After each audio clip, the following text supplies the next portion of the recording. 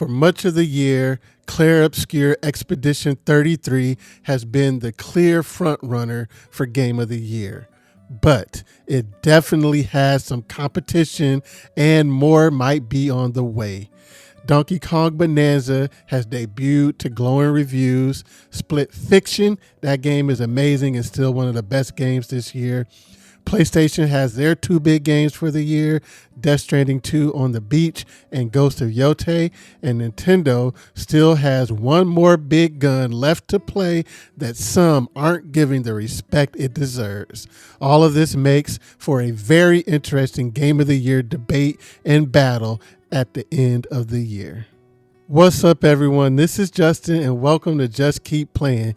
Please join me today as we talk about how the Game of the Year race for 2025 just got very interesting.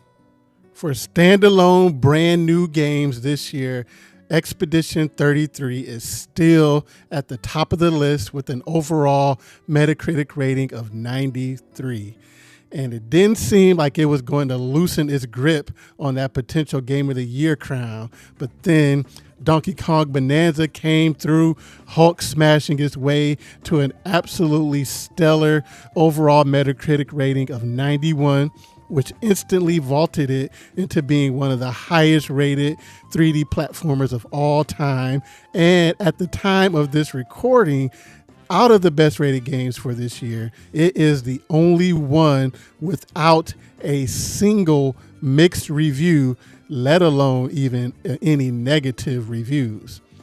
Continuing the Mario Odyssey team's legacy of creating nothing but absolutely amazing games. Death Stranding 2 is still one of the best rated games of the year, but it did lose its Metacritic must-buy status. It was holding on for dear life, clinging to that 90, but one mixed review too many dropped it down to an 89 overall on Metacritic. Now, Metacritic is not the end-all be-all when it comes to games, but it is a good tool to measure what those in the media are feeling about these games.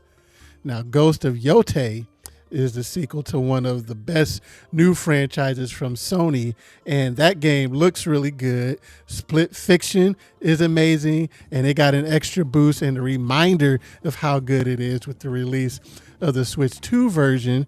And then there's Nintendo's big gun that people aren't giving its proper respects when it comes to this Game of the Year discussion, and that is Metroid Prime 4 Beyond. If that game sticks the landing and lives up to the legacy of the Prime series, it could very well end up being the highest rated game of the year, and Nintendo could find themselves in another 2017 situation where one game's greatness causes the other game's greatness to be on the outside looking in when it comes to the Game of the Year. So, what does this mean for the Game of the Year race at the end of the year? Let's take a look at these games and talk about it. But before we go any further, if you're enjoying this video and you enjoy discussions on video games, Nintendo, and Nintendo Switch 2, please hit that like and subscribe button and join me as we talk about and experience and enjoy the rest of the amazing games that 2025 has to offer. All right, let's talk about these games. We're going to start things off with the front runner for the year, and that is Clair Obscure Expedition 33. Right now, it is the overall Metacritic highest rated game of the year, sitting at a 93 on Metacritic. And it's an amazing game. The hybrid combat system of fusing turn-based combat with action commands and dodging and parrying makes for some really exciting combat. And the music in the game, the music is amazing. I love the story, the performances. It is a great game, and even more so, it is an amazing debut game for its studio, Sandfall Interactive. To drop a game like this for your debut game, that is the musical equivalent of dropping a classic 5-star album for your debut release. And that's what Sandfall did with Clair Obscure Expedition 33. For most of the year, it had been my game of the year as well, but there was another game that came through and smashed its way into my heart and may have taken the crown, but we will talk about that game and get to that game here in a little bit. But I do still need to beat Expedition 33, and who knows, when it's all said and done, with however the story makes me feel, how all the emotions hit me, and how everything finishes and ramps up and everything, it might still end up being my game of the year. And as for the Game Awards, I do still think that it is the favorite to win because it's a brand new game, a brand new story, a brand new IP from a brand new studio that has all the elements that the voters for the Game Awards love to recognize. And it has that like prestige factor to it. But there was another game that started off the year as the early favorite that also has amazing gameplay and a really cool and good story with excellent performances too. And we're going to talk about that game in just a second.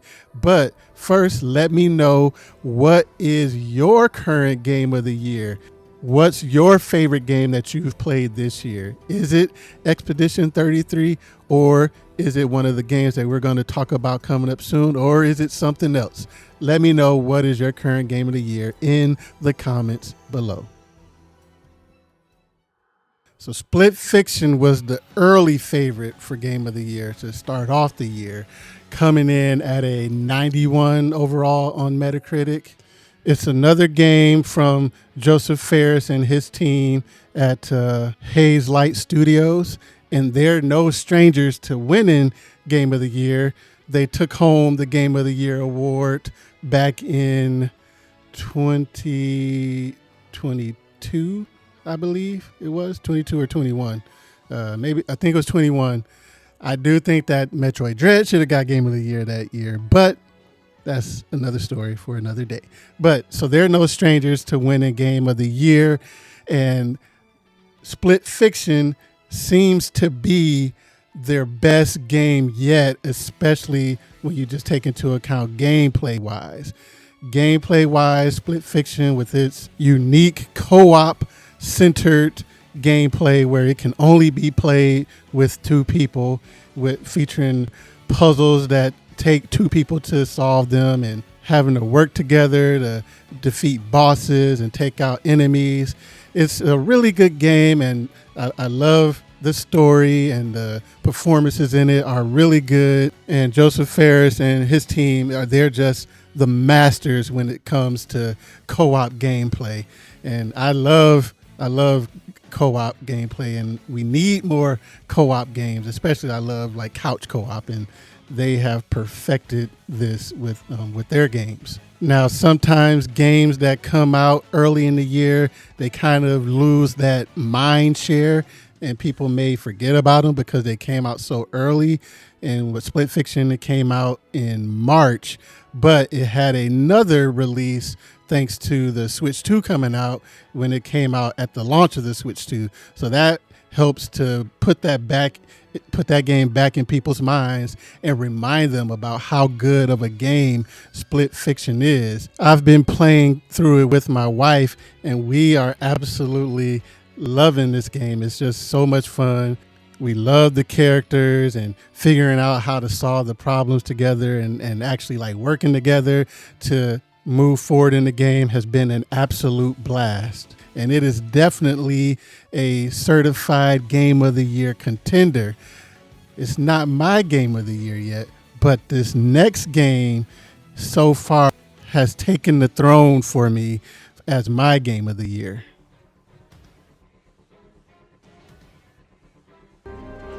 King Kong ain't got bananas on. Donkey Kong Bananza, it is just a special game. I am absolutely loving my time with this game. It has been the game that I needed and wanted for this year, and it's just really good to see DK in the spotlight in a major game like this, and it's just so good that that game lived up to the hype, that it lived up to the legacy of the team behind it. Donkey Kong Bananza is from the Super Mario Odyssey team, the 3D Mario team, and that team creates nothing but some of the greatest games of all time. And for me, in my opinion, Donkey Kong Bananza continues that tradition, and I just know right now as I'm playing this game, I am playing one of the greatest 3D platformers and one of the greatest action adventure games that I have ever played. Now, I will say that all three of the games that we've talked about so far, Expedition 33, Split Fiction, and now Donkey Kong Bananza, they are all absolutely incredible games and special games. But DK is the one that has grabbed my heart so far, and I cannot put that controller down. When I'm not playing DK, I'm thinking about DK. The songs in that game are running through my head all the time. It has a really good soundtrack as well. It can go toe to toe with what Expedition 33 is bringing to the table. Sure, some of that might be nostalgia with some of the remixes that they have from games from with music from other games in the series, but some of those Bonanza themes, those are incredible pieces of music right there. I love those songs. The sense of exploration, seeing something and like, let me go check that out, or being able to use physics to solve problems and defeat enemies, and Donkey Kong just feeling like Donkey Kong should have felt all of these years, where he just comes through. He is a hulking brute. He smashes everything in his way, and there is no problem that a fist and smashing can't solve. And I just love me a really good 3D platformer. I just love platformers in general. Those are the games that got me into gaming back with the original Super Mario Brothers, and then when Super Mario 64 blew my mind, and just continuing on with just games like that. I absolutely love those games. And so Donkey Kong Bananza absolutely filled the void where I do not miss not having a Mario game on my Switch right now. I'm good with Donkey Kong. So that is the highest praise that I can give that game. So right now, for me, it is definitely sitting at that number one spot for my game of the year. It still has a hard battle to fight when it comes to the Game Awards Game of the Year, especially going up against a game that the media is absolutely loving in Expedition 33. But in my heart right now, that Game of the Year is going to Donkey Kong Bananza. But it doesn't have it locked in yet. There is still a lot more games to come out this year. You got Ghost of Yotei coming up here soon, and we're going to talk about that game in a little bit too. But there is one game in particular that I think just maybe end up taking the crown for me, and who knows, maybe even take the whole thing. But we'll get to that game in just a little bit here. But first, we need to talk about PlayStation's two big hitters for the year, and that is Death Stranding 2 and Ghost of Yotei. Now, as I mentioned earlier, Death Stranding 2 was holding on to having that Metacritic must-buy status. With initially, it was sitting pretty at a 90, but it eventually ended up losing that Metacritic must-buy status thanks to one too many mixed reviews. But it does seem like from most of the reviews, the ones that really loved that game, they loved that game, and it really registered with them and really made an impact and impression on them. So I definitely think that it's still a game that can and will make some noise when it comes to the Game of the Year awards and just overall Game of the Year for a lot of people. And it really just goes to show how hard it is to crack into the 90s when it comes to these reviews, because there are just so many different reviewers out there these days, so many different review sites. So to be able to maintain a 90 and above, that is incredibly hard to do, and it shows how special the games are that are able to do that. Now, will Ghost of Yotei be able to crack into the 90s? I do think that it has a really good chance of doing that. The director's cut of Ghost of Tsushima came in at an overall Metacritic of 87, which is 4 points higher than the original PS4 version came in at on Metacritic overall. So with everything that they've learned from the original and what they've learned that they're able to do with the PS5 for Ghost of Yotei, I see no reason why Ghost of Yotei shouldn't be even better than Ghost of Tsushima, and overall just rate better than that game. Everything that we've seen from it, from the state of plays and all the trailers and everything, the game looks awesome, but just how awesome will it be remains to be seen. But let me know what you think. What are your predictions for the overall Metacritic rating for Ghost of Yotei? And do you think that it will be a Game of the Year contender? Let me know in the comments. Ain't no issue. If it was an issue, you'll feel me. I just come to let y'all know, stop, put some respect on my name. You understand me? When y'all saying my name, put some respect on it. And then we have Nintendo's last remaining big gun for the year, at least when we're talking about critical reception. Yes, Pokemon Legends ZA is going to be a huge game, and it's probably going to be a really good game too. But when it comes to getting that Game of the Year nod, that Game of the Year nominee, the last big gun that Nintendo has left remaining, and one that has been overlooked by people and discounted and discredited by a lot of people, is Metroid Prime 4 Beyond. Now, when you hear all the discussions about whether or not Metroid Prime 4 Beyond could become a Game of the Year contender, especially when it comes to the Game Awards, they say that there's no way that Nintendo would be able to have two games nominated for a Game of the Year. That it's going to have to be one or the other when it comes to being between Donkey Kong Bananza and Metroid Prime 4 Beyond. But in my opinion, we've talked about on this channel about the legacy of Metroid Prime and how highly rated this series is, and that no game in the series has come in under a 90 overall on Metacritic, with the original Metroid Prime being the best rated at a 97, and even the remaster that came out just a couple years ago, that came in at a 94. So you can't just say that those games were highly rated for their time. The Metroid Prime remaster, if anything, proved that the Metroid Prime gameplay withstands the test of time, and I have no doubt that Metroid Prime 4 will live up to the legacy of the games that came before it.